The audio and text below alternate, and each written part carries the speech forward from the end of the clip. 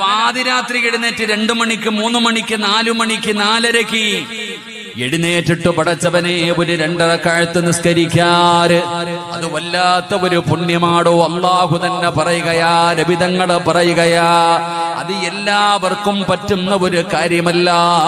ഈ കൈപൊക്കിയ സഹോദരങ്ങളോട് പറയുകയാണ്, നിങ്ങൾ ആരാണെന്നറിയോ? നിങ്ങളുടെ മഹത്വം എന്തെന്നറിയോ? സഹോദരാ, നീ സാധാരണ ആളല്ല, നീ VIP ആണ്. എന്റെ പ്രിയപ്പെട്ട സഹോദരാ, പാതിരാത്രി എഴുന്നേറ്റ് നിസ്കരിക്കുന്നവന്റെ പ്രത്യേകത എന്തെന്നറിയോ? അള്ളാഹു ഇഷ്ടപ്പെട്ടവരാട്.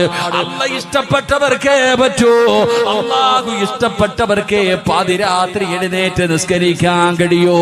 രാത്രിയിൽ എഴുന്നേറ്റിട്ട് 2 റക്അത്ത് നിസ്കരിക്കണമെങ്കിൽ എല്ലാവരെ കൊണ്ടും പറ്റൂല.